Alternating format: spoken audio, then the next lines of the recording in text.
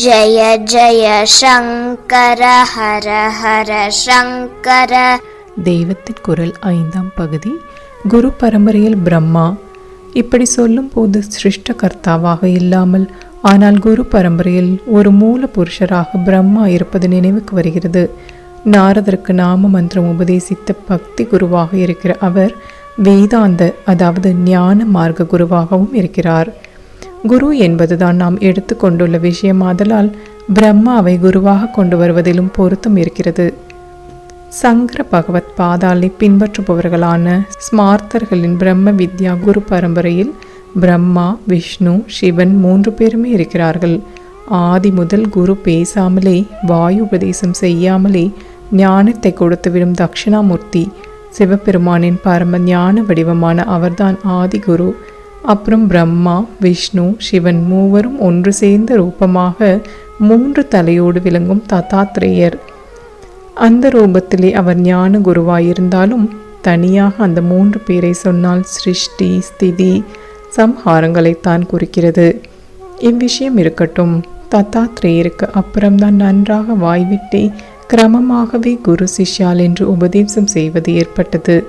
முதலில் அப்பா பிள்ளைகளை இப்படி குரு சிஷ்யாலாக 5-6 தலைமுறை போய் அப்புறம் கல்யாணமே பண்ணி கொள்ளாத சுகாச்சாரியாலிலிருந்து சந்நியாச குரு, சந்நியாச சிஷ்யர் என்று அந்த பிரம்ம வித்யா குரு பரம்பரை போகிறது. இதிலே முதலாவது குரு மகாவிஷ்ணு, அப்புறம் அவர் பிள்ளையான பிரம்மா. நாராயணம் பத்மபுவம். நாராயணன் முதலில், அடுத்து பத்மபுவரான தாமரை பூவில் தோன்றியவரான பிரம்மா. பிரம்மா சிஷ்யராக பிதாவிடமிருந்து பிரம்ம வித்யை உபதேசம் வாங்கி கொண்டு அப்புறம் தாமும் பிரம்ம வித்யா குருக்களில் ஒருவராகி தம்முடைய புத்திரரான வசிஷ்டருக்கு அதை உபதேசம் பண்ணினார். நாரதர் பிரம்மாவுக்கு பிள்ளை என்கிறார் போல வசிஷ்டரும் அவருடைய பிள்ளைதான். பிரஜாபதிகள் என்று 10 பேர் பிரம்மாவின் புத்திரர்கள். வேதத்தில் பிரஜாபதி என்றால் பிரம்மா என்றாலும் வழக்கில் அவருடைய 10 புத்திரர்களுக்கே அது பெயராக ஆயிற்று. அந்த 10 ரிஷிகளில் நாரதர் மாதிரி வசிஷ்டரும் இன்னொருவர். அவருக்கு பிரம்மோபதேசமான அத்வைதத்தை பிரம்மா உபதேசம் பண்ணியிருக்கிறார். ஸ்ரீ வைஷ்ணவர்களின் குரு பரம்பரையில் முதலில் மகாவிஷ்ணு, அப்புறம் மகாலட்சுமி, பெரிய பெருமாள், பெரிய பிராட்டி என்று அவர்களை சொல்வார்கள்.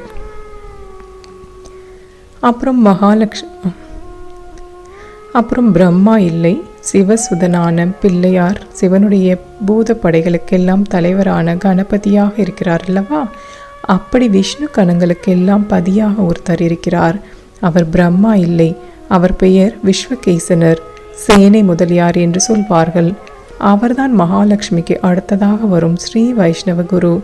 அவருக்கு அப்புறம் பூலோகத்திலேயே இருந்த நம்மாழ்வாரிலிருந்து அவருடைய மனுஷ்ய ரூப குருக்கள். ஸ்மார்த்த சம்பிரதாயத்தில் மகாவிஷ்ணுவுக்கு அப்புறம் பிரம்மா. ஆகையால் பிரம்மாவுக்கு கோவில் பூஜை என்று எதுவும் இல்லாவிட்டாலும் வேதாந்தம் அபியாசம் செய்கிற ஸ்மார்த்தர்கள் குரு தியானத்தில் ஆரம்பிக்கும் போது நாராயணம் பத்மபுவம் வசிஷ்டம் என்று ஸ்லோகம் சொல்லி நமஸ்காரம் பண்ணும்போது பத்மபுவரான பிரம்மா நமஸ்காரம் வாங்கி கொண்டு விடுகிறார். இது கொஞ்சம் ஆறுதலாயிருக்கிறது. இப்படியே வியாச பூஜை என்பதாக ஆண்டுதோறும் சந்நியாசிகள் குரு பரம்பரா பூஜை செய்யும் போது அதில் சரஸ்வதி, நாரதர் ஆகிய 2 பேருக்கும் கூட பூஜை சொல்லியிருக்கிறது. வேதாந்தம் படிப்பவர்கள் சந்நியாசிகள் ஆகியவர்களுக்கு பிரம்மாவை பற்றி சென்டிமெண்டலாக ரிசர்வேஷன்கள் இருக்காததால் இங்கே அவர் சிருஷ்டிகர்த்தா என்பதற்காக இல்லாமல் குரு என்ற ஹோதாவில் நமஸ்காரம் பெற்றுவிடுகிறார். ஆனாலும் ஜனசமூகத்தில் இது விதிவிலக்கு மாதிரி தானே ஒழிய விதியாக இருப்பதல்ல. ஜெய ஜெய சங்கர ஹர ஹர சங்கர.